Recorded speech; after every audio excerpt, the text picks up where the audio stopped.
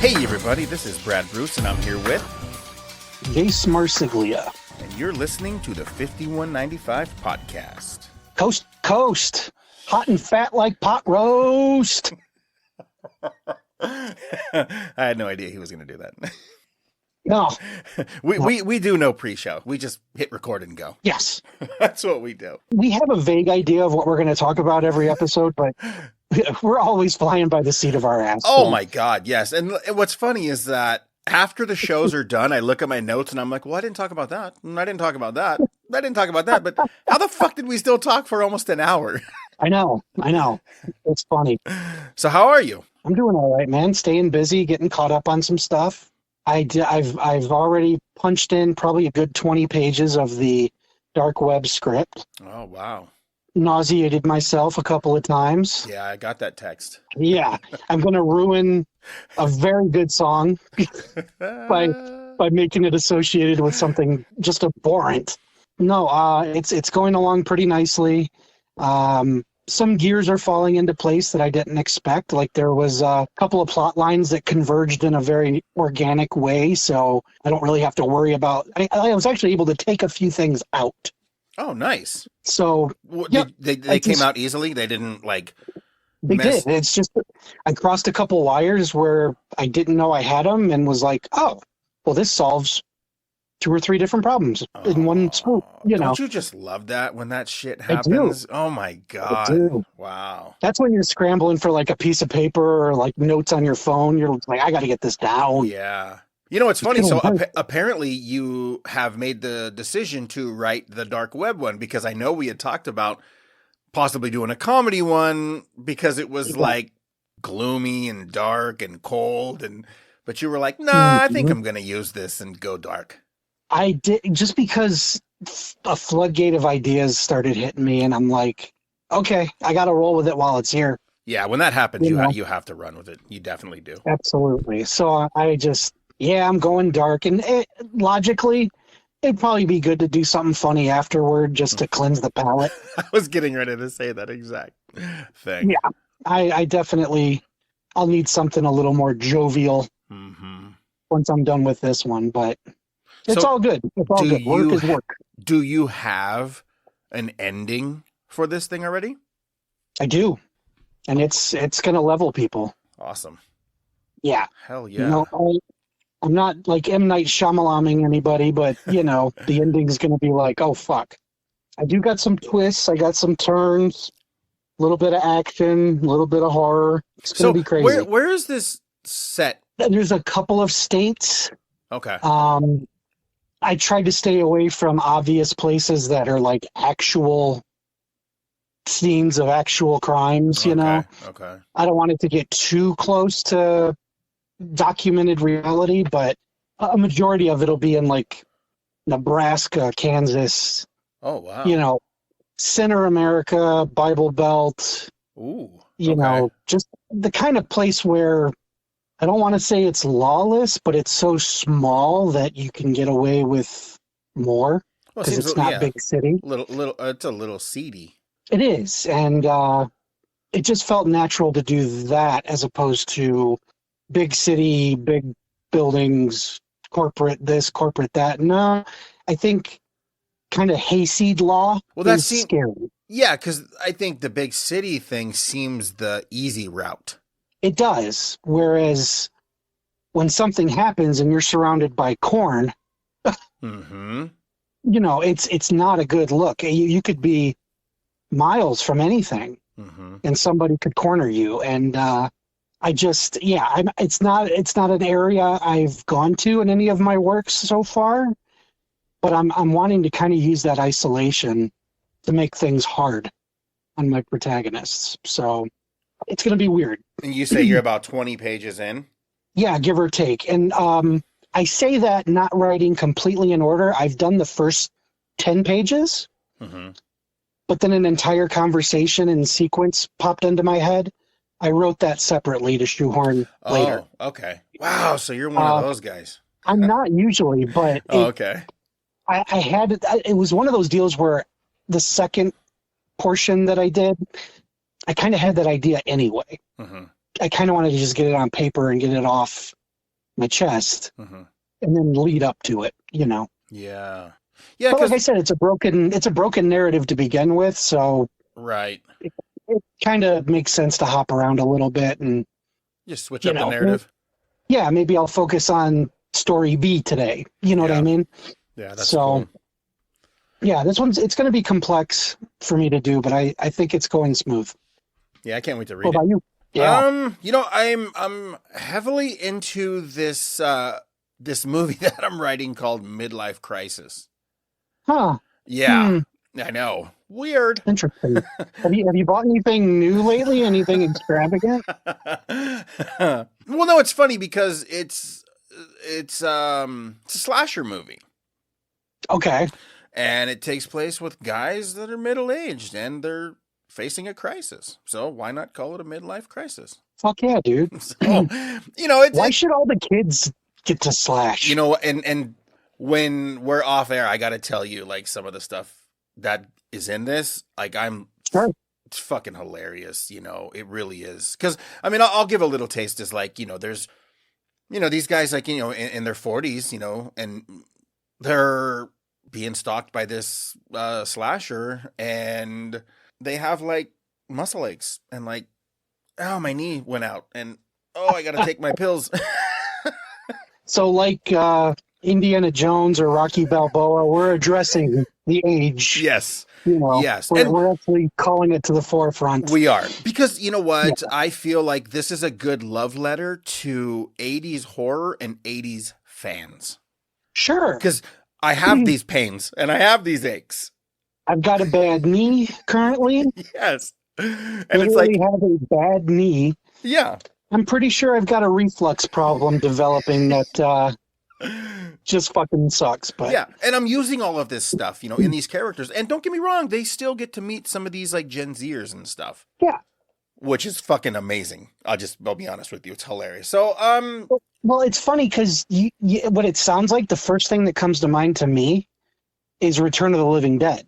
Oh wow. Because you have the old timers in the morgue, the young punks outside. Wow. And the movie just feels like a torch passing from adult horror we're giving it to the teens now. Yeah. Since that's all the rage. And you have them both cohabiting, Clu Gulager and James Karen and all these guys. They're the old pros. They're here watching the new kids play, but the movie's very much symbiotic. It's two completely different generations having to work together. And they definitely do, and it's fucking awesome because it's just complete opposites, and they do not fucking understand each other. There's probably political subtext you could play with too. Age gap, and generational gap. See? There you go. You're already thinking of it. Yeah. Well, it's funny because there's just a quick scene, because it's just a scene, and like it might not make it in. I don't know. I'm still debating on it because it's funny, and I don't want to just have jokes upon jokes upon jokes. I want them to kind of come when they need to be there. Of course. Instead of just making a flat out comedy. Yeah. I want it to have a little more heart, the jokes, just shake my head moments. And they're literally being like stalked by this guy, and one of the dudes is like trying to fucking take a selfie and like tag exactly. where he's at. Yeah, what was the joke from a few years ago? But first a selfie. Yeah. And it's I'm funny on the Titanic sinking, but first a selfie. And it's funny to see these guys kind of just stop and look at him like, what the fuck? Yeah, what are you doing, kid? Yeah, so, I'm heavily into that. That sounds cool. I told you I was going to send you some scripts. They're ready. I just got to send them. Like, I did all of the WGA registration and stuff. Mm-hmm. I think there's like 3. I think there's like 2 or... No, I think there's 3 features I'm going to be sending you. Sweet. Yeah. I got some reading. Yeah, and again, just tell me what's bad. What's good? Like, just be honest with me, I'm very proud of them, honestly. Sure. I'm very, very proud of them. I have this one I'm going to be wrapping up because I also, too, am 20 pages into this newest script. Sweet. And I'm trying to give myself goals of, I'm trying to write 10 pages a day. Not always an easy task. It sounds small. Yeah, exactly. But it's not. It is not. I mean, I've looked at that page for 20, 30 minutes and Sure. not hit that keyboard. Well, what is it? Didn't we hear somewhere that Stephen King goes into his office in the morning, 8 to 5, like a shift, just writing. No one comes in. He doesn't come out. Can you imagine sitting down and doing 8 hours worth of writing in a day? Well, he said he only tries to reach 6 pages a day. Is that what it is? Yes. Okay. Of course, in a novel, that's a lot more. Sure. I mean, that's you're covering a page, but it just seems so daunting to me to be able to sit and just think nonstop, be in that world for 8 straight hours. And it's not the same as like a movie set where it's done already. Right. And you're just coming up with ways to make it live. We're creating it. We're completely creating You are. it. You're world building in real time, and it's daunting. Yeah. It really is. It is. Pretty crazy. Yeah, because I mean, I've told someone before when they're like, 10 pages? That's easy. Yeah. And I'm like, well, do it. 10 pages is easy to read. Yeah. Well, then my buddy got back to me because he worked on set. He worked in production design. Okay. And after he said, 10 pages, that's easy to do. Like one day, like a whole day, you just got to write 10 pages. Yeah. After 45 minutes, he's like, I can't fucking do this. Yeah. And he gave up. I'm like, yeah, I know. It's tough. You're literally pulling something out of nothing. Yes. But the kernel of an idea. Sometimes not even that. Yeah. And then there's those days where you write 20 or 30 in one day. Oh, yeah. It flows right off of you. I mean, shit. The Creep Show short that I wrote that I sent you, that the first couple days was like, here, there. But by the time the character got to the occult store, I wrote it till it was done. So that it rolled right off that night, you know. I could see that because there was a lot of setup getting to that point. Yes. Yeah. And then when you got to that point, you could actually feel the momentum of the story just pushing. It switches gears. Yeah, it was so much fun. That's cool, man. Yeah, it's such a good read. I do like that one. That's awesome. Thank you. Yeah. So no, that was a fun one to write. So I mean, aside from that, I'm just writing, and well, today when we drop this, it's February 2nd. Yes. And I am at Creep I.E. right now, out in Ontario, California. It's February 2nd, 3rd, and 4th. Yeah. And it's steadily becoming one of the most popular horror conventions around. Not just in Southern California, but like around. No, like it is growing. Like the guests are wild who they're pulling. These are not small-time guests. You've got the cast of Scream. Yeah. And a couple people from Scream 6. Looking at it, you've got a big swath of people from Sons of Anarchy. Doug Jones, who is fucking awesome. Major Texas Chainsaw reunion. Holy shit. That Daniel is Pearl, super big. Yeah. Terry McMinn. I mean, for its 50th. And that's fantastic. They even got Carolyn Williams in on it. And Brett Wagner. That's pretty big. Ted Nicolau, which he's done. Isn't he the guy behind like Subspecies? Yep. The biggest one that I'm impressed with is Jessica Roth. She's from the Happy Death Day movies. She's also from La La Land, which was like a Best Picture. That kind of puts her in a different tier. And this is her first con appearance. I don't know about you, but the Happy Death Day movies are absolutely fantastic. They crack me up. There's a lot of heart. The second one actually choked me up. Really? It was mostly because of her, too. The whole saying goodbye to my mom thing, having to choose between this reality with my mom or going back to the one where she was dead. She brought an A-game that slasher comedy didn't really need. And that just shows dedication far beyond what we typically expect. It is a horror comedy. It's goofy. It's sillier. It's not even like Scream, like a dark horror comedy. It's like slap your knee funny. But she was bringing straight up Academy talent to this movie and not playing down to the material at all. I could go on all day about how cool Jessica Roth is. I would love to meet her. I'm looking here. You've actually got Adrienne Barbeau, who is fucking amazing. She's in 2 of my favorite horror movies of all time. And Batman the Animated Series. Come on, man. You remember she's Catwoman. That's fucking awesome. Yep. Bonnie Aarons is going to be there from the Conjuring universe. She's a trip. Rad. Love hanging with her. And then my buddy Dana De Lorenzo from Ash vs. Evil Dead. She is super cool. Yeah. Super, super cool. Always a pleasure. Obviously, anyone who's listened to this show knows how much I admire and respect her. So that's huge, man. It's a big lineup. I'm jealous. Wish I could go, man. Yeah, I wish you were there too. It's going to be fun, Didn't but work it's out not the this same. time. I know. I Yeah. really, oh man, you know Well- how cool it would be to meet Nev Campbell again. She's only there Saturday. Yeah, she was sweet. I met her once. She was super sweet. Very Yeah. cool. I think she's another one that's almost in another tier that's like, hey, you still come down here and hang with us. Neat. You know what I mean? Yeah. I don't usually like get nervous about meeting people and stuff, you know, but I think the person that I'm most excited to meet is the owner of, what is that, Video Shock? Oh, I heard he's a dick. No, he is, but I'm excited to meet him. Really? Yeah, because he's like, I guess he's eccentric. Is that what they call people who have only seen the first Indiana Jones and thought it was okay? Eccentric? We love you, Mike. Jace does. He's going You to almost made be... me spit my water. I just recently rehauled a 78 Tots Myers mask. And Yes. so he was kind enough to allow me to place it at his booth. He already put it out on Instagram and people seem to like it. So it's definitely gonna be there tonight, tomorrow, and Sunday. So Nice. come by, check it out, take pictures, buy it if you want. But Super rad. yeah, it's a cool piece. You know, obviously he has a great booth. I mean, you know, I fucking love the dude. Yeah, so I mean, it'll be there. You know, people come by, check it out. If you see us, say hi. Yep. I think Tina's gonna have stickers, so she'll be giving away 51.95 stickers. We'll be there all weekend. And we're working our way to merch too. So Yeah. There's some pretty cool stuff on the board as far as merch, like what we're working out, because we want to do cool stuff. We want to do fun stuff. You know. Yeah. No, I'm super excited about the show.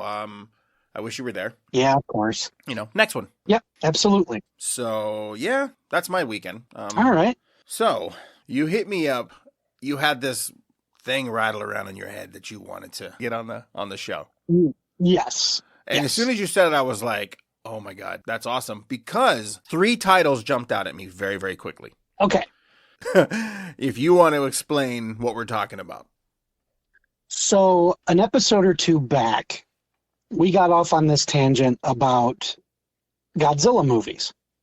I let it slip that I'm basically an unabashed fan of 1998's Godzilla with Matthew Broderick, which is almost tantamount to Crucifixion in most circles. Just to say you even thought it was okay usually gets you thrown a beating by, old school kaiju fans. But it made me laugh. It was loud. It was stupid. Stuff got wrecked. I got what I wanted. But it made me stop and go, I wonder how many other movies between the two of us we like that people will give us shit for till we die. And I'm not just talking a small disagreement, like, it wasn't for me. Mm-hmm. I'm talking about they raise an eyebrow and go, why the fuck do you like that? Like, the fuck is wrong with you? Plenty. Mm-hmm. And that's a whole other episode. There are movies I stand by that I am definitely on an island. And I'm sure you've got some too. And I floated the idea, should we just, open ourselves up to the barbs that are sure to come our way and just rattle off the 5 movies or so apiece that we came up with and just see how people flood the inbox with, what the fuck is wrong with you? What the fuck is wrong with you? Well, I'm going to say one, and you're going to say, what the fuck is wrong with you? Okay. I probably got a few that you'll do the same. Okay. Well, who wants to go first? I'll go first because my first one, I'm going in level of ridiculous. Okay. Okay. Yeah.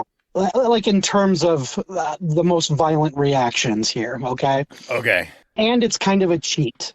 Oh. Because it's 2 movies, but the same theme kind of locks them together. And that is Jaws 3D and Amityville 3D. Okay. Both released in 1983, both part of the big 3D thirds. Okay. That was a big thing in the 80s, especially 83. Nobody fucking likes these movies.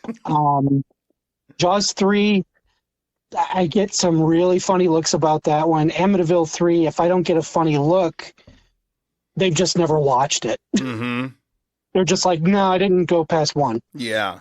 I like them both. And the thing with Jaws, obviously any movie post Jaws 1 is already, the shit's written on the wall. You are not going to be Jaws. Right.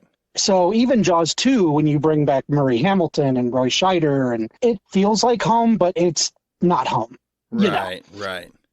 Whereas Jaws 3, the writers, one of which was Richard Matheson, very, very acclaimed writer who helped pen the script. They said, fuck Amity, let's put a great white shark in SeaWorld, and let's have it chasing skiers and stunt people and kids in rowboats, and it's a theme park massacre. To me, out of the 4 movies, it's probably the most original. It's probably the most violent. It's probably the most mean-spirited. And the gore effects in it are fucking phenomenal. It's another one of those PGs that it probably shouldn't have been PG. Wow, that's PG? It's only PG. The only PG-13 Jaws movie is Jaws the Revenge. That's it. Wow. Because to me, between the first and third, both of those have some pretty intense gore. Well, yeah, I mean, there's like clouds of blood and body parts floating around the water. Well, the part in 3 that always comes to mind is when they're in the underwater tunnel, and the guy's severed head with an eyeball hanging out floats up. And it's like, oh, Jesus. Yeah, wow. And it looks fucking sick. Yeah. It looks so gross. And then when they get it to the morgue, like eels and shit are slithering out of its mouth. And, how the fuck is that PG? It's just such a dick of a movie that I love it. It was here to kick you in the dick. Jaws 3, and in your face, no less. Yeah. So Jaws 3, and then Amityville 3D I threw in just because, same thing. These 3D movies where, like Friday the 13th, where things are just coming at you that really have no business coming at you. Yeah. Someone reaching out, like, oh, God. Of course, everything's so forced in a 3D movie that already adds a charm to it. I fucking love it. But Amityville 3 has, in my opinion, one of the most chilling sequences out of the entire film series is when Lori Loughlin dies on the boat with her friends, and the mom doesn't know it, and she's in the house, and Loughlin walks in completely drenched head to toe and just sort of glides to her room, and then mom goes outside and her body's being pulled out of the drink. And it was like, oh, it gives you that realization, like, you just saw your kid's ghost, Yeah. I don't know. There's something fun about Amityville 3D. It's more of a popcorn movie than any of the others. It's the final one for theaters until they remade it, because everything went straight to video or television after that. But it's just a fun fucking movie. It's a fun ghost movie, and that doesn't try to be the first 2. As a matter of fact, I'm pretty sure on the poster it even says, this is not a sequel to Amityville Horror, which boggles my mind. Why would you call it 3? So, but yeah, for almost the same reasons as Jaws, not quite. I just have so much fun with these 3D movies, man. And both of those came out the same year. Both of them got dirt kicked in their faces. Totally understandable, but I love them. Absolutely love those 2. Do you agree or disagree with either one? I agree with both of them. Do you? You like them both? I like them both. I saw Jaws 3D in the theater. No, that would have been so cool. I never saw Amityville in the theater, but I did. No, as a matter of fact, I think the Ryan Reynolds remake in 2005, that's probably the only one I've ever seen in the theater. Well, I got to be completely honest with you. I don't think I've ever seen any Amityville movie in the theater. For one, they were all before my time. Relatively. I think I was born the year 2 came out. But even as like a flashback weekend theater screening, they don't bring any of them back. So yeah, I would have thought at least the first. The first is kind of a cult classic, but I don't think I'll ever see any of the sequels on the big screen, much less the one in 3D. I definitely agree with Jaws 3D. It is one of the most fun out of the series. It's very, very fun. It's the only one that kind of has fun with the theme. Well, yeah, because it seems like a slasher. It is. And the thing is, the first movie is just bone-chillingly scary. It's intense. Second one's a bit of a slog. Yeah. I know people like it more than 3 and 4, but I like 3 more than 2. Same. It really felt too repetitive. You still had Murray Hamilton doing. That's the thing I hate about 2 is you brought back Chief Brody just to make him look like a psycho. Yep. He saved your fucking town from a shark. He's warning you that a shark's back, and everyone's like, "Oh, this fucking crazy guy. He's seeing sharks everywhere." It's like, do you guys not? It's almost like Ghostbusters 2.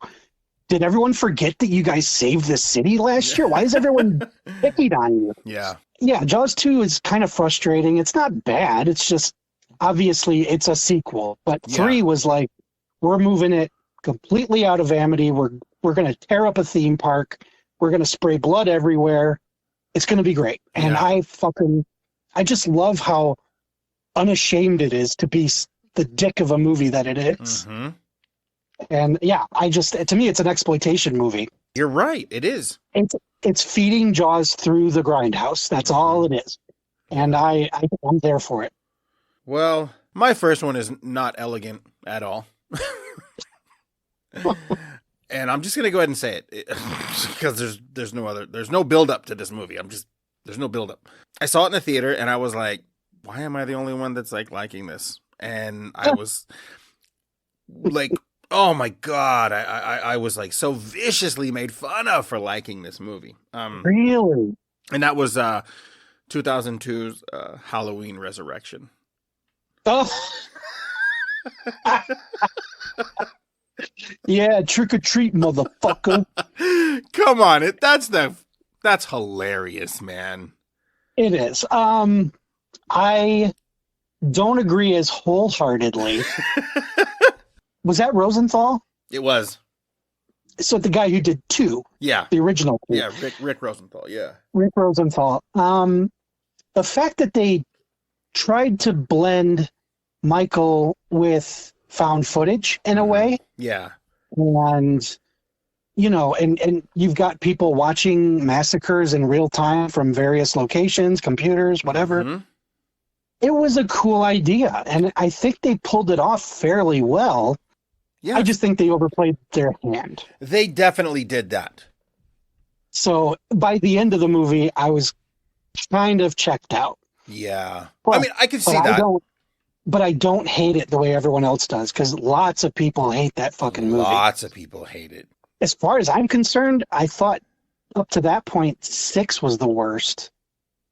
And yeah, I don't know. It's weird. Like a lot of these movies, like where they didn't shoot in Pasadena, I was taken out of it immediately because it's just like, that's not Haddonfield. No. It's like, why are we shooting? And I think this one, I think the Resurrection was shot in Canada. Might have been. I think that's when we started shooting stuff up north. Yeah. But it's okay because H2O is California too, right? Yes. H2O. Yeah. But it's like when they did, what did they do? Like, was it 5 and 6 in Utah? No, 4, 5, and 6. 4, 5, and 6 in Utah. All 3 of them were in Utah. And that was terrible. What a terrible idea. See, the only one I think it benefits from is 4. Okay.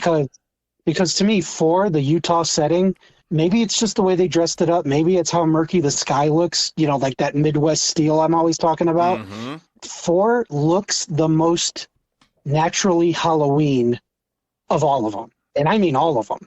Really? Yes. Because obviously the first one was Pasadena. Mm-hmm. Second one's in a hospital. Not a big deal. Right. You actually had dead trees, leaves everywhere, murky skies. There's something very foreboding about 4 that gets lost in 5 and 6. We just couldn't capture it again. So I see what you're talking about with those, but to me, 4 just looks, even the opening credits, it's not the Halloween song. It's just this dark, creepy Alan Howarth, and you're seeing scarecrows and pumpkins and wind, and it's the opening to 4 to me sets the movie up it's rad. Perfectly. Yeah, it's one of the best intros. Yeah, and it's one of those deals where I don't think you could have gotten those shots or that mood in California. Yeah, you're probably right, because we don't have those seasons. Not to that degree. I mean, you could fake it, but 4 to me looks the most naturally Midwest out of all of them. I don't know. I liked Resurrection for that simple fact that it was just a fun movie and it wasn't taking itself seriously. And of course, it did date itself a little bit, being in the early 2000s of like the whole reality TV boom. Yeah, the reality TV boom. Yeah, and what I really liked was the meta peek behind the curtain of like filmmaking, like so the whole behind the scenes shit. Well, I liked that aspect of it. That's just being another Halloween post Scream. Yeah. Which is kind of one of the things that killed Halloween was now you're imitating the thing that imitated you. Right. I'm like 50-50 with you on Resurrection. I don't like it, but I don't hate it. I don't hate it at all. I think it's just okay. Well, that's good because, I've had people actually ask me what's wrong with me. This didn't make the list, but maybe we'll do movies we hate that people love. But to me, after the 2 Rob Zombie movies, you can only go up. Oh, yeah. And you know what? Like I am really trying to find it is somewhere inside of me to watch both of them again with a different set of eyes. I can't. It's you rednecked up Michael Myers. It's my whole complaint with those movies is that I didn't want to know Michael Myers' story. No, you didn't have to at all. Because now that's what made him scary. Yeah, it's like I don't want to feel compassion for the thing that's relentlessly trying to kill me. Something almost ungodly strong, something that just won't stop, only to find out he's got a rap sheet that's no different than any NCIS episode. Yeah. Oh, he had an abusive home life. Oh, he was bullied. That's serial killer 101. You just turned him into Jeffrey Dahmer, you know. You know what? I will say this, though, because I did see them in the theater, okay? I saw the first, and yeah. Okay. Well, because, me and my brother, obviously, like I'm sure a lot of people are, we're big Rob Zombie fans, just from the music videos. I mean, his first movies. I mean, don't get me wrong, he's a good filmmaker. It's movies of his that I do like. Same. I told my brother after we watched Halloween, the first one, I was like, if this would have just been the story about that little boy, it would have been fucking cool. It should have never been a Halloween movie. You mean just take the Myers element out? Just take the Myers element out. Give him a different mask or whatever it may be. It might have been... a kid pushed too far. Yeah, it might have been a better movie. Yeah, maybe. Instead of... It would have been more disturbing. Yeah, naming it Halloween, because the thing is, like, you name something Halloween, you were going to have fucking legions of fans chomping at the bit to lash the claws out and destroy what you've created. Yeah. If you even remotely do something that they don't like to their beloved Michael Myers franchise. Yeah. And I found myself part of that mob. So was I. That's why I was like, this is terrible. I don't care that his mother's a stripper, and they're poor. It's like, I'm trying to go to the fucking movies to like forget my fucking reality. You know what I mean? Like, I mean, do you know how many times I've had to go and strip just to feed my addiction of buying DVDs and toys? And let me tell you, and I there's never not a lot of places you can't put change in the G-string. And that's the thing is like I never made a nickel. Not a one. Not a one. So it's hard. And I was the only one there. Exactly. I wasn't giving you shit. Yeah, it was terrible. Like, well, I do take that back. One time the manager Amoeba did scream for me to get out of the store. So still, like, fucking crazy, man. It's fucking crazy. Too much. I don't know. When I went and saw Resurrection, I was like, it's fun. Sure. And like you could just get lost in a new movie. You know what I mean? Like just let's see what these guys are up to, because I really was intrigued over the reality series angle that they were. It was a cool idea. That was just like you said, it was meta. You know, it was a meta. And it was a cast. I could give a rat's ass about the cast. Like, they could have put anyone in the cast. Like, I didn't need to see Busta or fucking Tyra Banks or, Right. like it could have been anyone. By that point, they're all grist for the mill. Yes. No, I'm with you there. That's my first one. Okay. No, I don't hate it. Okay. All right. I'm moving on to my next one, Stay Alive from 2006. So this is the one where the video game kills you. Right. You die in the game, you die in real life. Never mind that the game is set in Victorian era New Orleans. You're probably not going to get run over by a horse and carriage, but yeah, this shit implausibly happens to you in the real waking world. I've only seen the unrated cut. Okay. And the fact is, the unrated cut is super gory, full of nudity, tons of F-bombs. I'm afraid to watch the PG-13 one, and that might be the caveat. Most people who went and seen it saw the sanitized theatrical version, which, Oh. considering every death in the unrated one is a gory mess, I'm like, how the fuck did this play PG-13? I probably would have hated it too. But I only saw the unrated gore cut, and during a time when they're doing Resident Evil, whatever number, Silent Hill, all these video game movies, all these properties were getting picked up, Tomb Raider. This was a movie that wasn't based on any one game. Right. It was a totally made up thing. It was an occult curse. Uh-huh. And it went to New Orleans and fucked around over there for a while, which is like a mecca for ghosts. Yeah. It's not terribly scary, but it's got a mood and a darkness to it that I latched onto, and some of the shit they did was pretty fucking clever. Like, somebody could unlock a door playing the video game, and in real life the door is unlocked for somebody. Mm-hmm. Just the way they blended the two worlds, where you could be doing something in one, a positive thing, not just dying. You could actually be helping your friends in real life by advancing the game on the computer. I don't mind it, and that's one that I get endless amounts of shit for. But like I said, it could be the same as Wes Craven's Cursed, where the people who saw it were like, oh, this PG-13 piece of shit, when I feel like I watched a totally different movie. Yeah. Because I only know Stay Alive as like a gory R-rated flick kind of thing. Were you aware of it when it hit theaters, or it just under the Yes. radar? Oh, so you were aware of it.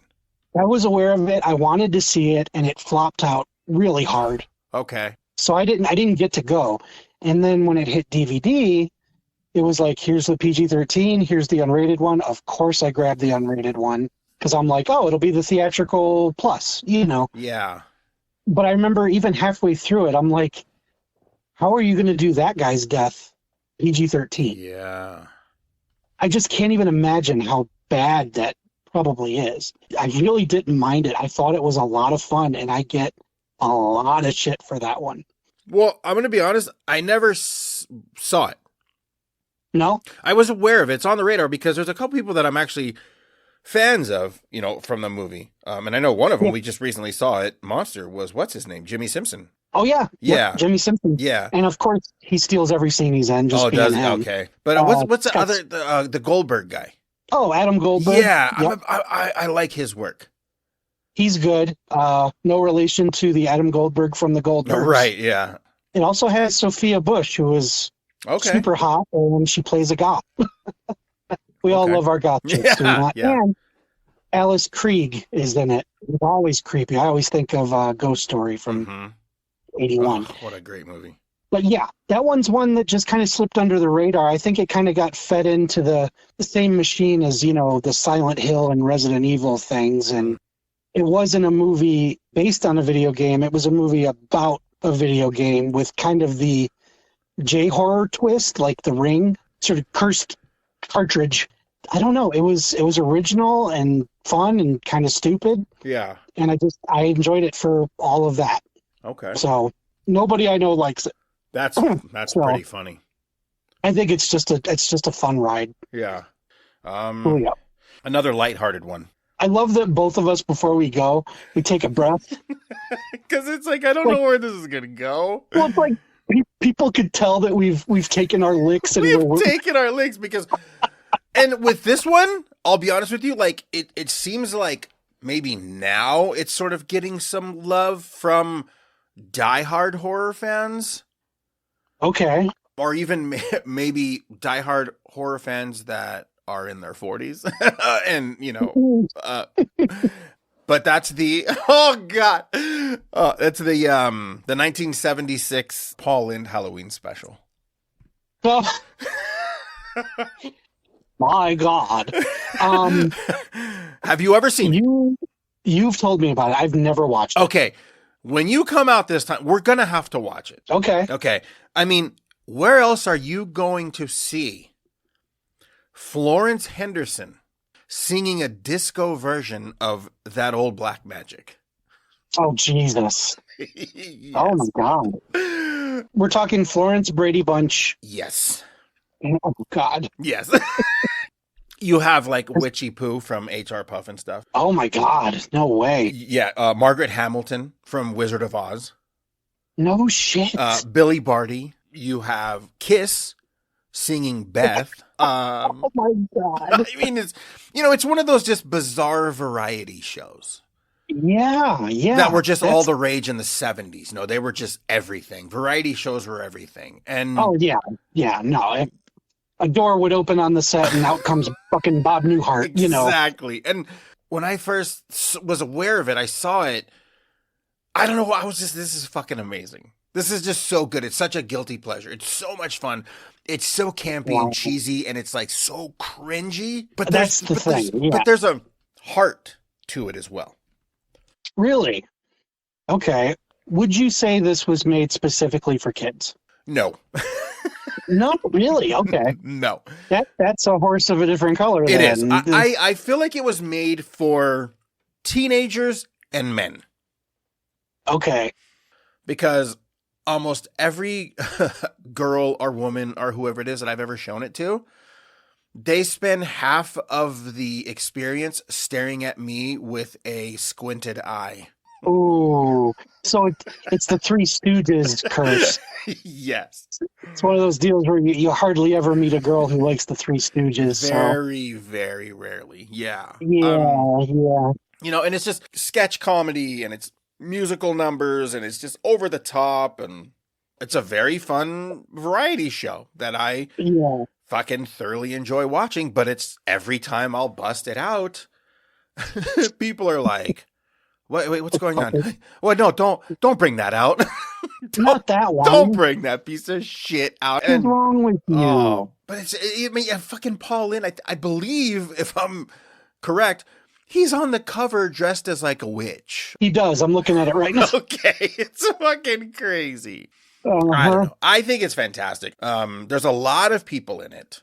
It looks like Betty White, Tim Conway. There's a ton of people in it. The fucking Osmonds. I mean, anyone who was doing variety shows in the 70s, they were in this. Yeah, this show. Yeah. Again, I literally tried to do whatever I can to bring awareness to the Paul Lynde Halloween special because it's fucking amazing. And you know what? I will gladly suffer the abuse. You'll die on that hill. I will definitely die on that hill for sure. Yeah. We're going to have to watch it while you're here. Okay. So you bust that fucker out. Let's so that's another one of mine. Okay. One of mine, this one's probably for the hardcores because it's another franchise that most people didn't venture past one. Okay. And if they did and watched the second or even the third, they pulled the cord and bailed. Okay. It's that bad of a series. I'm about to rain praise on a sequel to this franchise. Okay. And that would be the direct-to-video, I believe, 1989 sequel, Howling 5: The Rebirth. Okay? Okay. Now, the Howling series is a very badly maintained series, okay? Correct. But such a great premise, though. That's the fucking problem. It's a great premise. I'm sorry, but yeah. But the first one's the one everyone's seen. Mm-hmm. Most people like it. 2, with Sybil Danning, it goes just fucking whack-a-ding hoy all over the fucking place. Nobody knows what that one's about, And usually that's when people bail. 5 is the one where a group of people travel to a Romanian castle, an ancient medieval castle, for the weekend, and one of them is a werewolf. And what winds up being, it's basically Clue with a werewolf. So it's a mystery. You don't know who it is. People are getting bumped off one at a time, 10 little Indians kind of thing. Mm-hmm. And then there was one, you know what I mean? Mm-hmm. It's written by Clive Turner, who is arguably one of the worst writers to walk the earth. Okay. He also went on to do Howling 7 New Moon Rising, which is basically 90 minutes of square dancing. Like, it's no great shakes.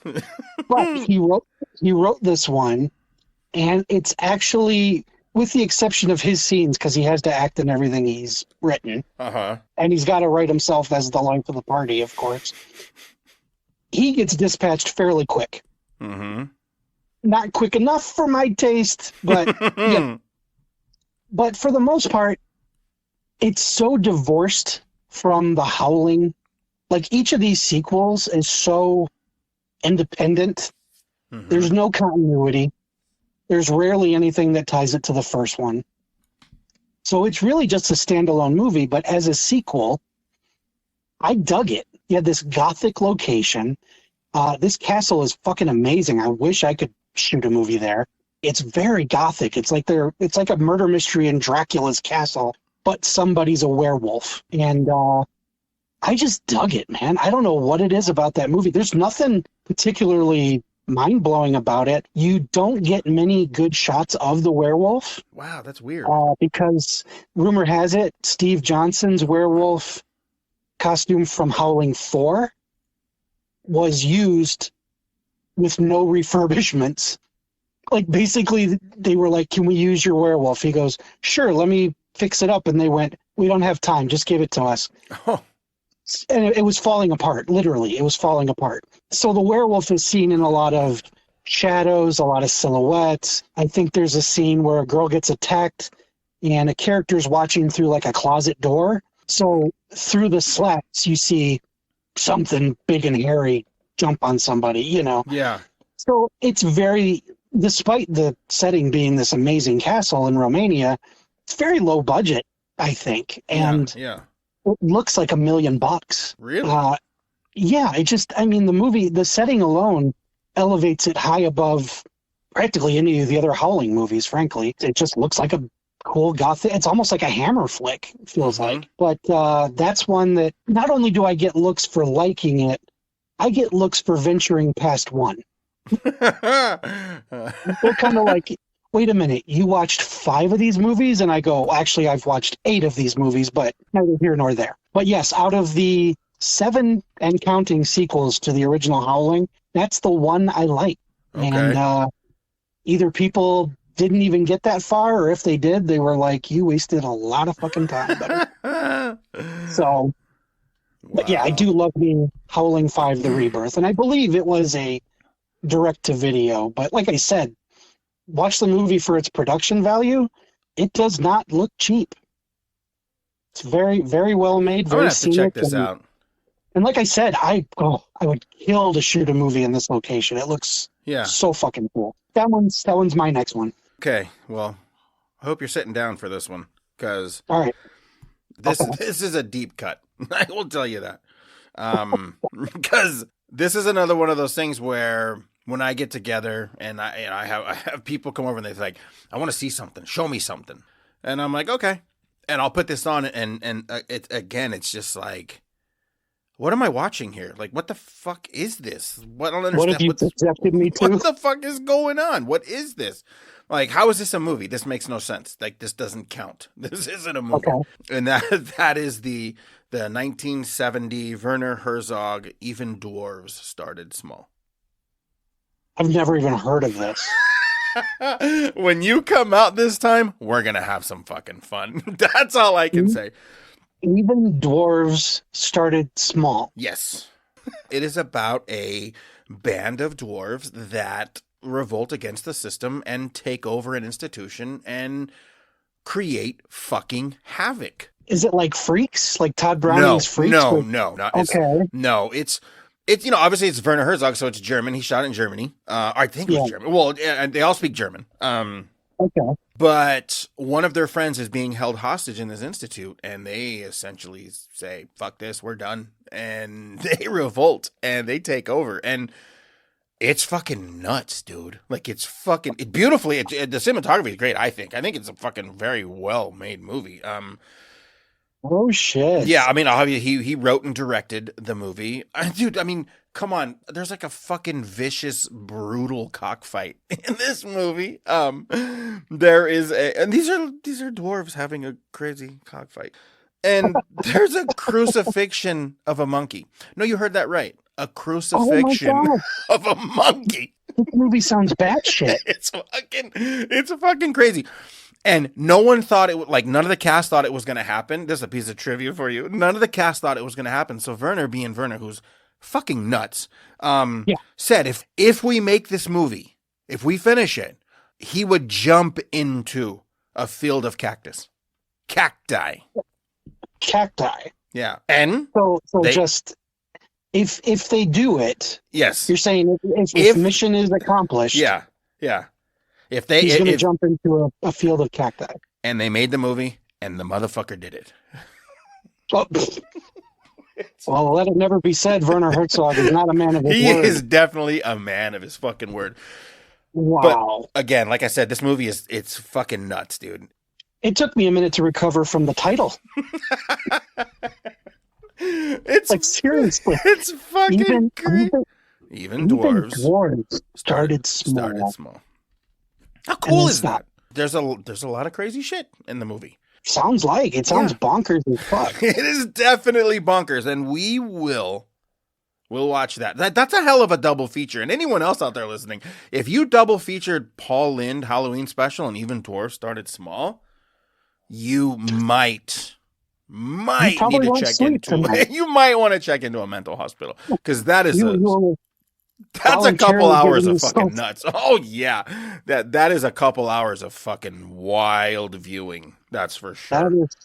That's a weird dose of insomnia you're subjecting yourself to. Yeah. So that's one. Like I said, every time I bring it out, I can see that. But yeah, so you own it. Oh fuck yeah.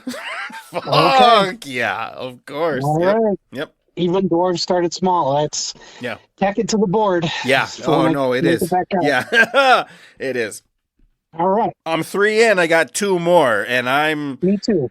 Me too. My last 2 are. You talk polar opposite, so I'm very excited to hear your next one. Okay, this one gives me a lot of problems too, but I don't care.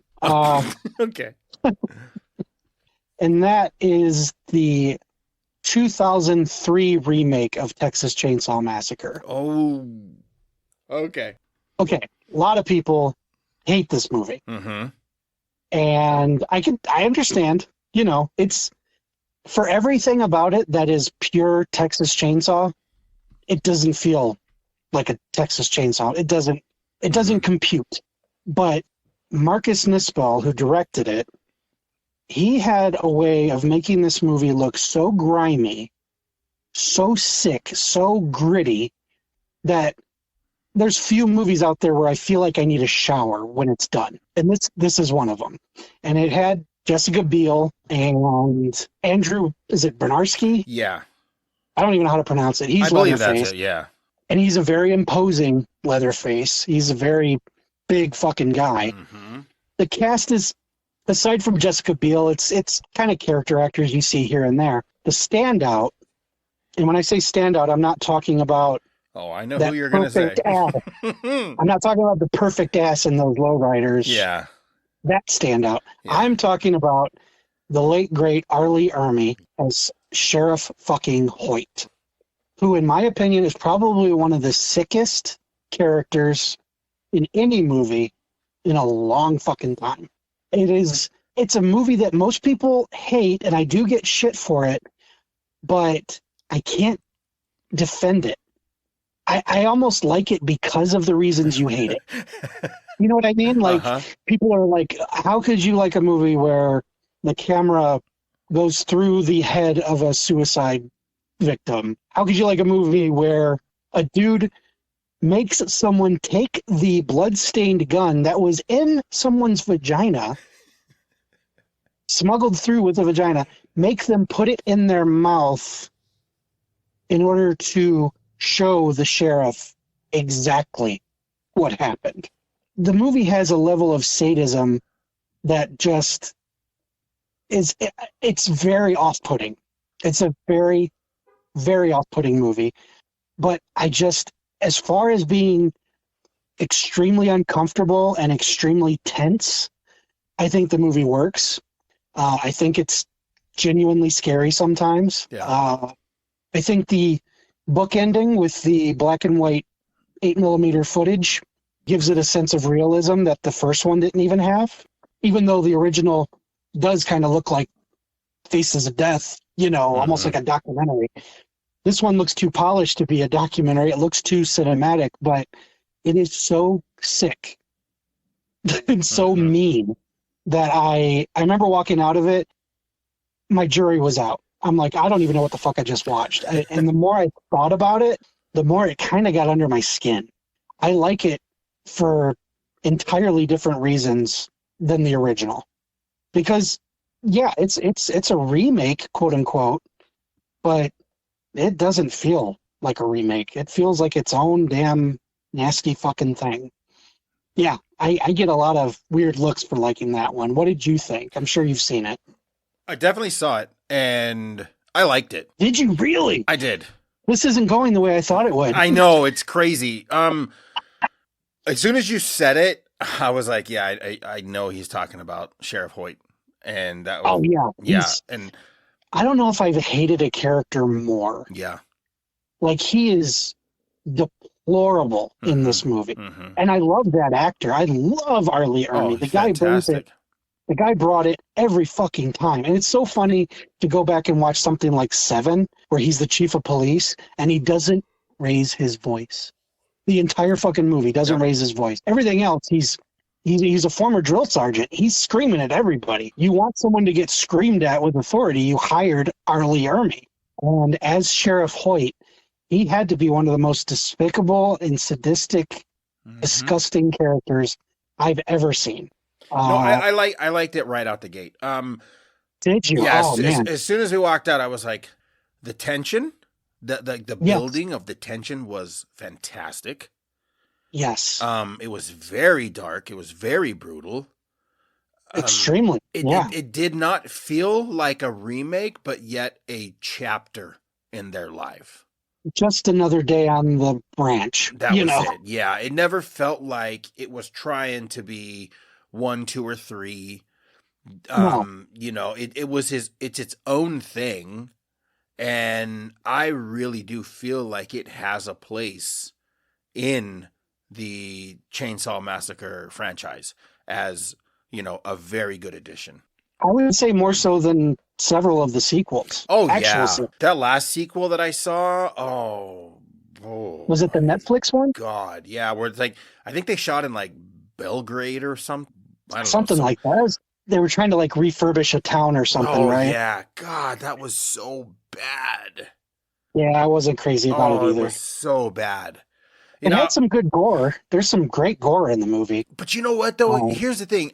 Even though I'm a fan of the 80s horror film, and a lot of those things are, people say, oh, it's just gore. Well, there was so much heart and, substance to go along with those movies that I sort of became a snob, that I'm like, well, I don't want just gore. I want you to give me something storyline too. Don't just throw a bunch of gore at me. And even if there is good gore in it, I can't get behind it if the story is fucking horrible or makes no sense. Where they took the chainsaw out of the wall after how many years, and he just fired it right up.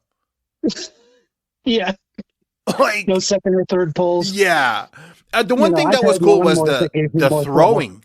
The throwing of the chainsaw on the ground. I don't even remember. Okay, yeah, like I remember him. Completely forgot. Yeah, there was some cool stuff in it, but it wasn't enough to make me even like it or want to own it or ever want to watch it again. Let me ask you this: what did you think of Texas Chainsaw 3D with Daddario? I'll be honest, I thought it was better than, well, anything's better than 4. I really hate that fucking movie, the McConaughey one. Mm-hmm. For one that was supposed to take place at least beginning minutes after the first one ended, and then kind of segueing into today. And do you think they did it properly? I do. Okay. I feel like they did. I feel like, yes, they did kind of give Leatherface a little bit of humanity that he didn't need. That's what bugged me about the thing. But it was at the same time in the other movies, well, at least the first two, the ones that count, he's hugely protective of his family. Yes. When the spoiler alert, when Daddario winds up being his niece, I think, I thought he reacted accordingly, whereas most people are like, kill her, Yeah. It was like, nah, he wasn't running around killing Chop Top or the Cook. It was like, that's the point. This is a tightly knit redneck family. Mm-hmm. Yeah, the fact that he didn't take her out when he found out she was a relative, it was like, oh, yeah, I guess. Yeah, that worked. Yeah. It wasn't something I expected or asked for, but it was kind of like, oh, I get it. Okay. Right. Because, that's the thing is, like, I think I was so taken aback because I've always likened him to just being the family dog and he is. they let off the chain. But then, when it was it's a remake and a sequel. Yeah. I'm like, wait, well, pick one. Like, pick to one. Me, it was like 2018's Halloween. It's a standalone for sure. thing. For sure. I can't think of another franchise that's started, stopped, and restarted more than that one. Yeah. Well, that's the thing is, like, I don't know if Chainsaw Massacre needs heart. Not necessarily. Unless he's cutting them out of people's chests. I just don't think he needs heart. Not even developing a romantic feeling for Carolyn Williams, huh? Well, no, that's different because that movie is more comedic. Yeah, comedic is a good way to put it. To me, it's the Evil Dead 2 of that series. Yeah. It's the first one with jokes. Right. Yeah. It's the first one with a budget. It's definitely an 80s movie. Yeah. And they put all the 80s punches in there. Yes. So that was to be expected, especially with Caroline in those shorts. I mean, anyone would fall in love. Good Lord. Exactly. I think with the chainsaw that you're talking about, the 3D one, yeah, I'm like, oh, the 3D one, the 3D one, yeah. I'm like, I don't know. I felt like it just felt a little like force fed. I can see that. But I can see that. Yeah, but I don't know. I wound up having a lot of fun with that one. I don't know why. Mm-hmm. It's a massive tonal shift from the one on my list, which is just muck. Yeah, for sure. Here's what's funny. This is something I always thought about. The conditions that they shot the original film were absolutely terrible. I don't feel it when I watch the movie. Like, yes, there's sweating and screaming, but I don't get that sense that the place reeked as bad as it reeked or that it was as hot as they said it was hot. Right. This Texas Chainsaw movie is literally dripping from every frame with moisture, sweat, pipes. And when it's not that, it's dirt and blood and just, it's such a filthy fucking movie. It really is. Yeah. And out of all of the Chainsaw movies, good or bad, it's the first one to make me uncomfortable. 2003? Yeah. Okay. I genuinely felt uncomfortable watching it. Back to Sheriff Hoyt, his scenes, whenever he'd pop up on screen, my skin would crawl. I was like, oh, there he is. Ugh. Yeah. But it's a very effective movie, and I dig it despite its flaws and despite the fact that most people hate it. I think it's a really good, nasty flick. It's fun. I enjoyed it. I like it. Yeah. Yeah. So that's my two. I've only got one left. Okay. Well, I got two left. Yes. So let me get into this one, and then I'll save the best for last. And I'm going to say this, and I know your answer with this one. Is this one we've talked about then? I know your answer. Okay. And this is the 1997 cinematic masterpiece known as Gummo. Yeah, fuck that movie. It's literally, I've never met anyone that's like, oh yeah, no, that's fucking crazy. Yeah, that's a cool movie. No. Yeah, I love Gummo. No. Gummo is like something that was stuck to the roof of my mouth that I can't get off. And I desperately want to. As far, cinematically speaking, There's zero narrative. There's zero plot. It feels very documentary-like. It's very documentary. It's the epitome of a fever dream, for sure. Yes. Or a fever nightmare. You know, it's a series of vignettes of this town in Xenia, Ohio, after tornadoes basically knocked it back about 100 years. I don't know. It's weird, man.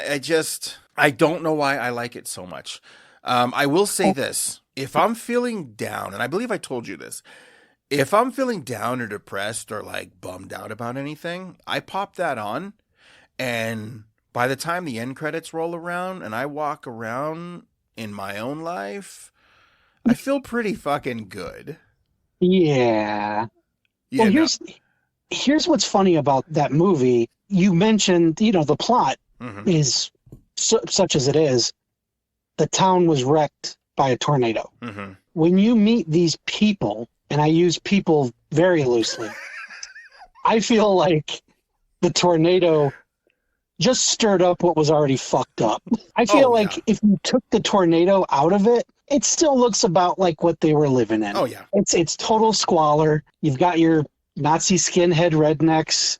You got the guy pimping his little sister with Down syndrome. I couldn't. Oh my God. Yeah. Unquestionably, my biggest disagreement with you thus far. Well, it's not just you; it's everybody. It is, yeah, but I mean, at least we've kind of met eye to eye for the most part. For the most part, yeah. This one, I take a sharp left. I fucking hate Gummo. Well, here's what's funny. So, when I was working at the video store, the lady that I was working for had given me a screener copy with no box, no label. Oh, jeez. And she was like, "Take this home and watch this tonight." And I was like, "Okay." I put it on and I was just like, "What am I watching? I don't understand. Is this reality? Like, is this a documentary?"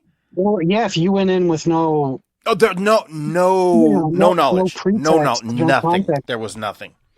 And it would have felt like you were watching someone's deranged home movies. That's what it seemed like. That's exactly what it seemed like, and I took it back the next day and I was like, "What the fuck is this?" And then she's telling me about the movie and she was like, it was winning awards. Yes. It was winning awards. Well, it was kind of an indie darling, It was. It really was. Oh my God. And the thing was, my brother Josh is the one who showed me that movie. Oh, that's fucking wild. Okay, so Josh had watched it with Justin Foster. They're the two that are in Demon Breath. Okay.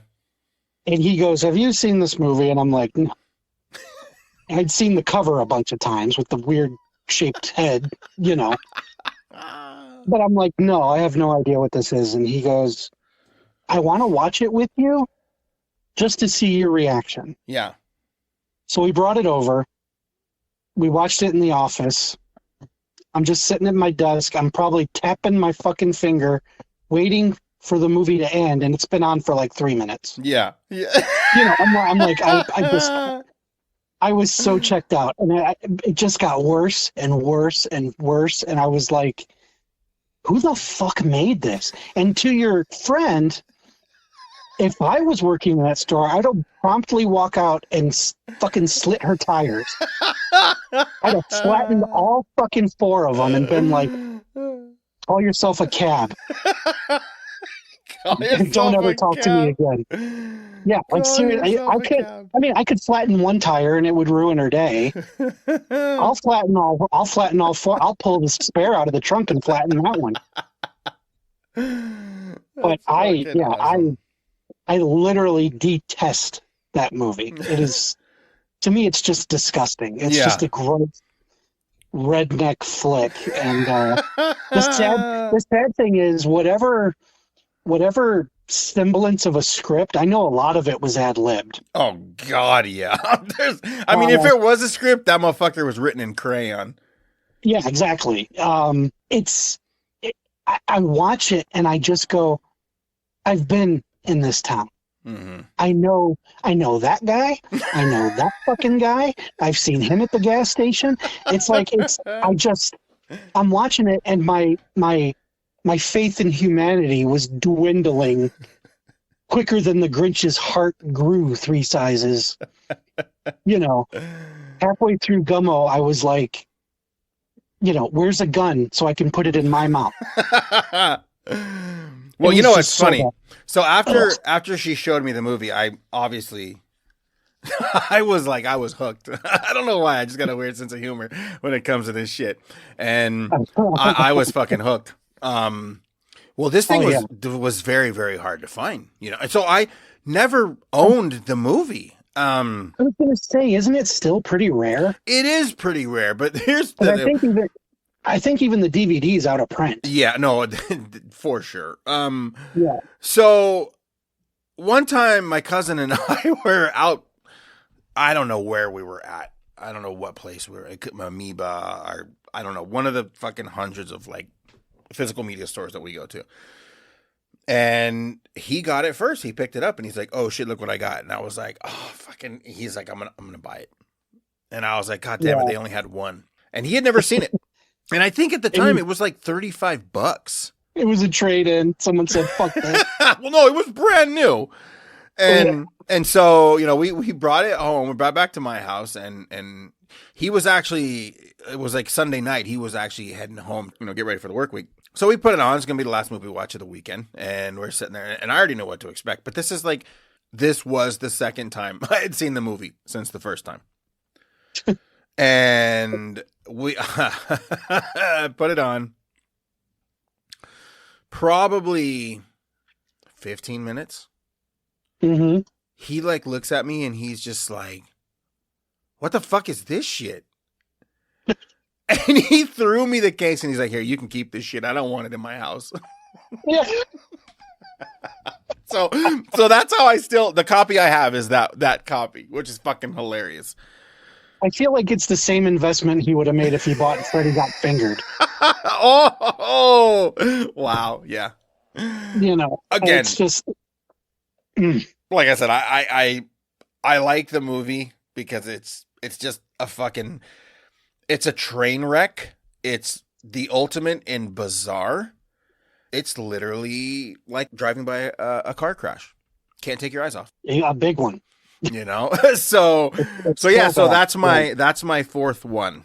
Okay, here we are at the end. Yes. Our worst reactions, I suppose. Yeah. Mine is much more lighthearted. Okay. In fact, it's fucking stupid. It's just stupid. Okay. Okay. And this would be the little scene, but those who have, and it's a one that, like you, I'll sit someone down to watch it. Mm-hmm. I'll introduce it to them, and they're like, "The fuck are you making me watch?" I watch it die a slow death via my friends for you, and that would be the Sam Raimi Coen Brothers 1985 film Crime Wave with Brian James, great Brian James, Paul Smith, Louise Lasser, Bruce Campbell, of course, and Reed Birney. This was Sam Raimi's follow-up to Evil Dead. Mm-hmm. Evil Dead had made its splash. He was a household name in the horror community, and he hooked up with Joel and Ethan Coen, who co-wrote the script with him. And basically, it's a caper movie. It's just, it's complete chaos. It's Brian James and Paul Smith play exterminators who, for the right price, will exterminate a person if you so choose. Mm-hmm. And basically, this dweeb looking for a girlfriend gets embroiled in their bullshit, and it's just madcap nonsense all over Detroit. And yeah, it's pretty much universally hated. Bruce Campbell, Sam Raimi, all of them have disowned the movie. Bruce Campbell has notoriously gone on record as saying, "We didn't release Crime Wave, it escaped."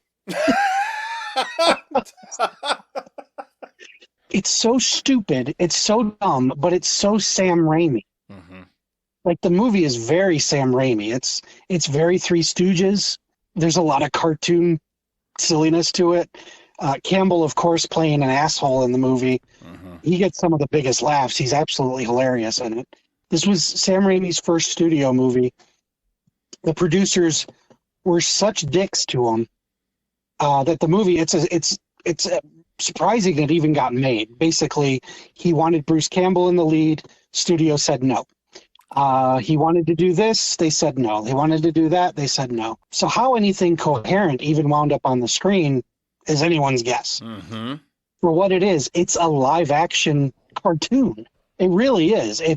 And the thing is, you could see some of the silliness, some of the stupid shit that would eventually make its way into Evil Dead 2, which was the movie he made to basically recoup expenses and apologize for this film. Yeah. Oh, wow. So it's a movie that not only does anyone I show it to hate it, the makers won't even claim the movie.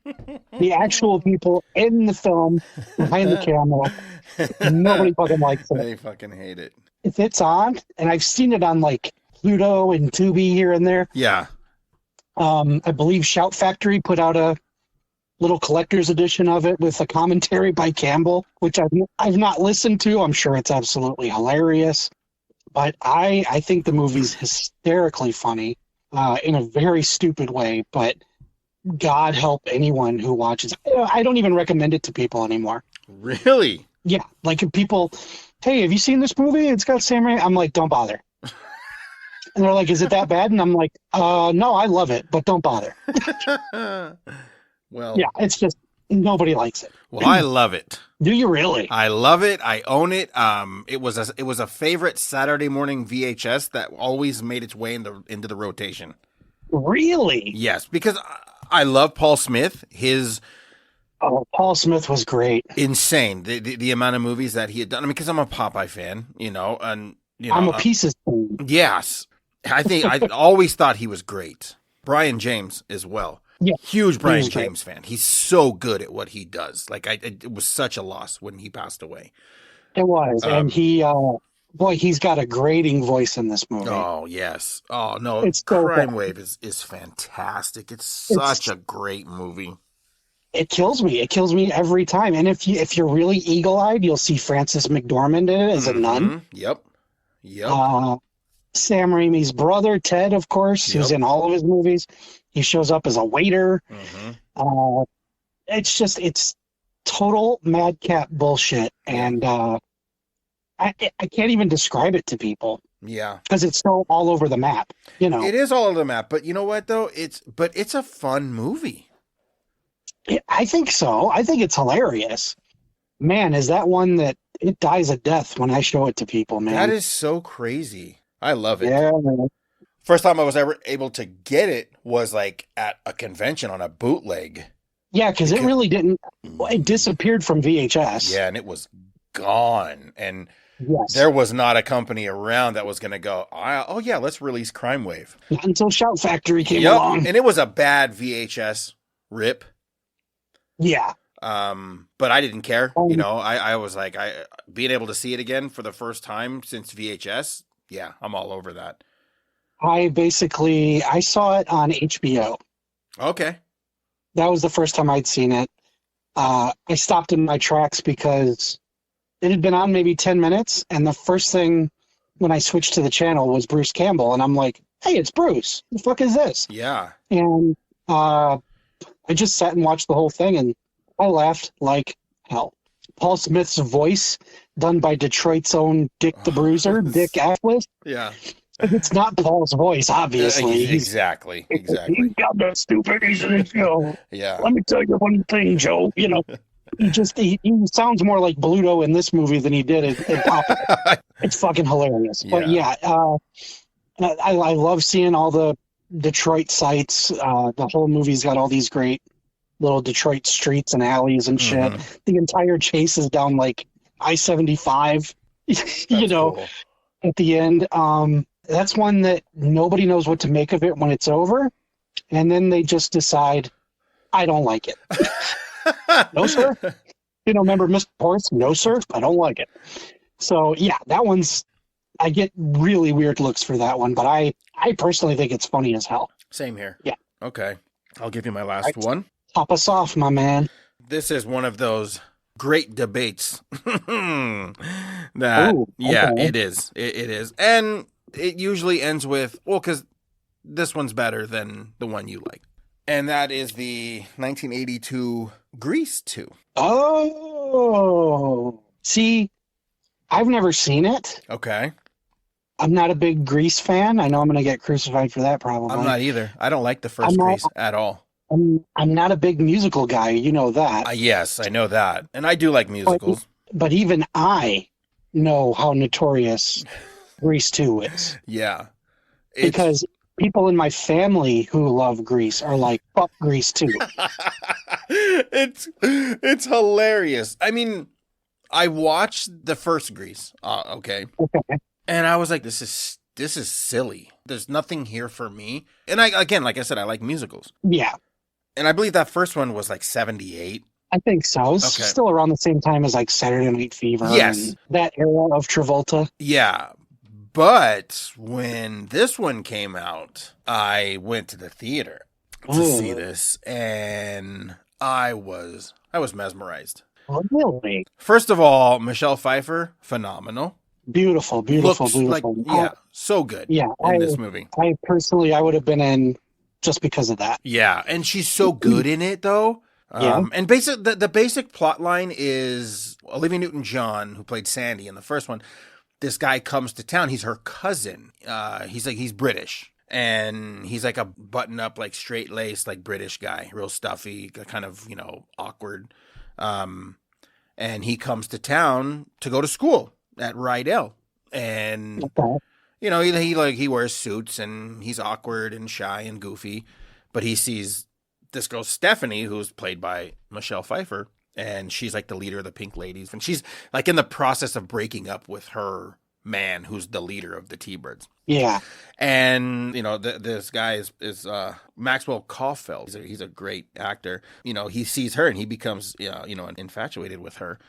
And he dons this alter ego of this guy, like dressed all in black leather, gets a motorcycle. He kind of transforms into like a fucking, like a rebel, and she starts liking him, but only in this character, yeah. So, I mean, it's obviously, then the end comes and they find out it's him, and but yeah, it's just, I don't know, it's just a fun movie. I like the music. Choreography's fucking awesome, because actually the director Patricia Birch, she's a choreographer, and she did the choreography for the first Grease. Then she went on to direct. Oh, did she? Yeah, she directed Grease too. Soundtrack's great. She did. I was gonna say, I know she directed a lot of Cyndi Lauper. Yeah, she did a lot of music videos. But yeah, I mean, I love the soundtrack. I have the soundtrack on LP. Yeah, like it's just really fun. It's just a fun movie. I mean, if you're up for it, I mean, I'll even sit through Grease 1 just to get your definitive, like, oh no, you're fucking nuts, I'm on board with everyone else. And it's funny because there were times where I would like post, like when I was on Twitter, I would like post like Grease 2 is better, and just to watch people go fucking crazy. Just to see the chairs get broken over people's heads. And they would, man. People would flat out be like, you're a fucking moron. It's a very unpopular opinion. It is. It's not the same as like, Mannequin 2 is better than Mannequin. Nobody gives a fuck about No one Mannequin. gives a fuck, right. The first Mannequin's a fun movie, but it wasn't Grease, and there's such a line drawn in the sand. A big one, yeah. And it's funny because I remember one time I had posted that I was watching it on the anniversary of the release, and the only one that came to my defense was Tiffany Shepis. Oh, no shit. She's like, I love Grease 2. It's way better than the first one. I was like, oh, thank God. Thank God. So you're the other one. Yeah, she made it for me and you, and that was it. Because everyone else fucking hates it. If you're down for it, we'll have a movie night, and we'll watch a bunch of these movies. And our listeners should too. They should watch them too and see, if we're wrong or if we're right. Yeah. I mean, if you can get there's a couple of them that might be hard to get your hands on. Very hard, I've been very surprised at what I've been able to find streaming. Well, who knows? You know what, man? Maybe one day, if we get enough people together, we could rent a theater and show a couple of these movies and get the fans in the audience. No.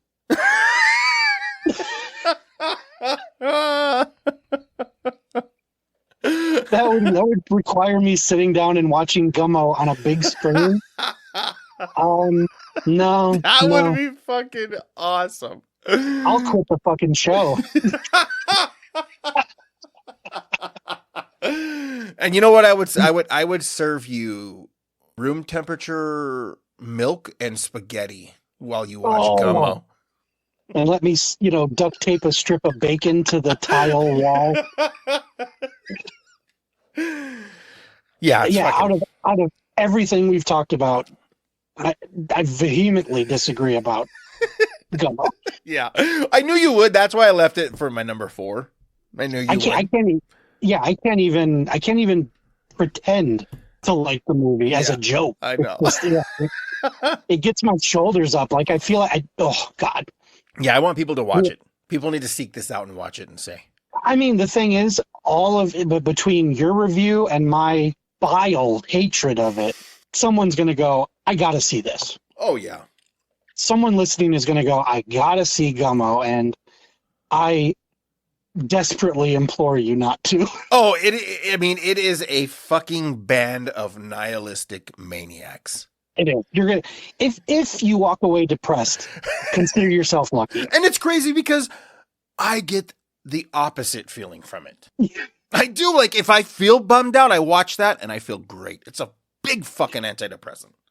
You're like, oh man, I'm so glad I'm not pimping out my Down syndrome sister. Well, that's the thing is like, if I feel bummed out or upset or whatever it may be, because I mean we all go through it.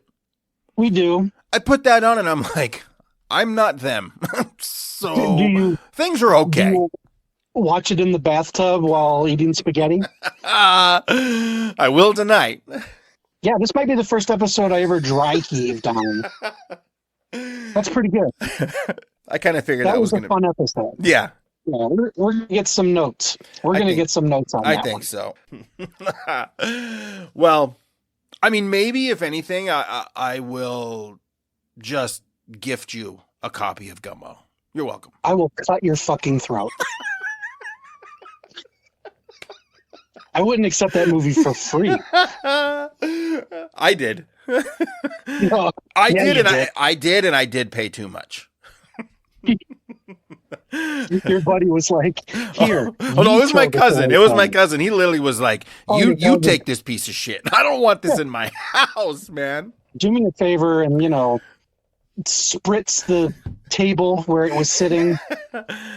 And just triple bag it and throw it away. I have a question.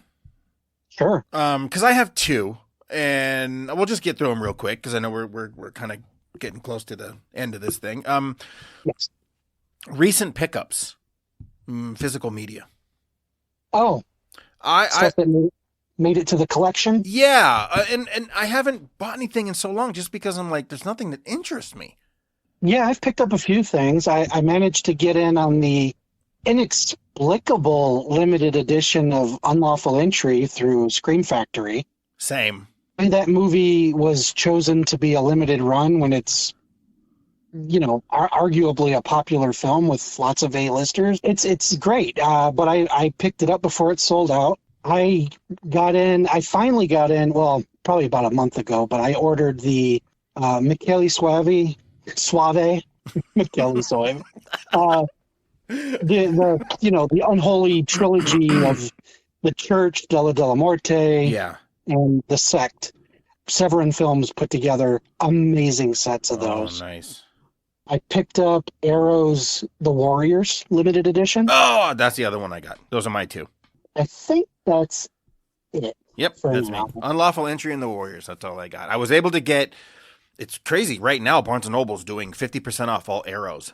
Ooh, I was those able are to great. get the Warriors box set for like $27. Yeah, I I got was my like, Amazon dropped it to like $20 or so, yeah, I and was like, win. So that was good. I actually wondered what the catch was. I'm like, this is really because this is new. Yeah. I'm like, that's a really cheap price for a new product. Very, So, very cheap. Hell yeah. but yeah, I grabbed that. Yeah, the McKaylee films and Unlawful Injury. I think that's about it. Hell yeah.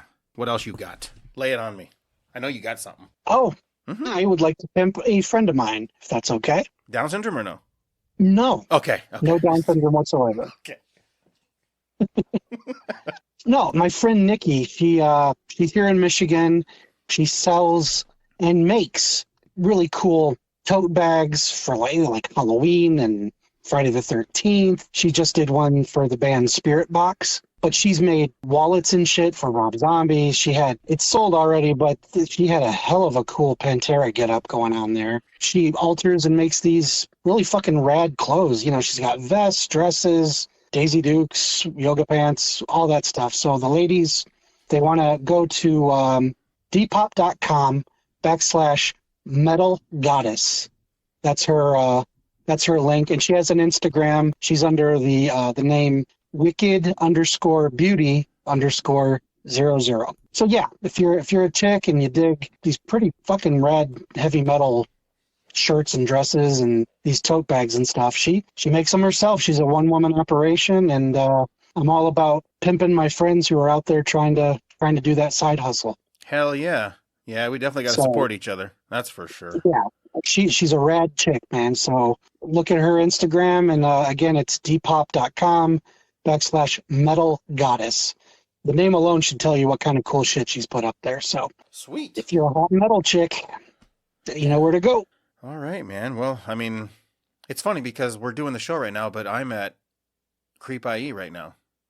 Yes. So if you're at Creep I.E and you see me, if I'm at Mike Kruger's booth, which I believe is booth 212. Okay. The Video Shock. Yeah, Video Shock, booth 212 at Creep I.E. You see me around there, or you see Tina, come by and say hello, and we have stickers. So. Yep, and obviously 5195podcast@gmail.com for all hate mail. And for Gummo. Yeah. Brad will direct you to the closest Gummo depot. And Jason will be holding auditions for the new host of his show. Yeah. Since he's leaving this one.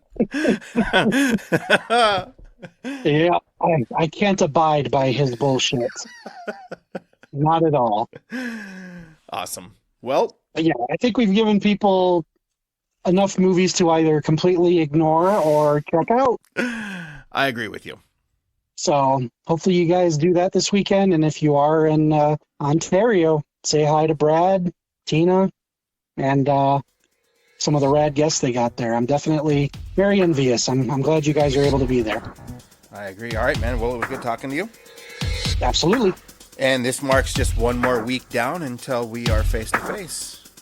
Absolutely. How crazy is that? Getting closer. It's going to be awesome. All right, man. Until next time. See you guys.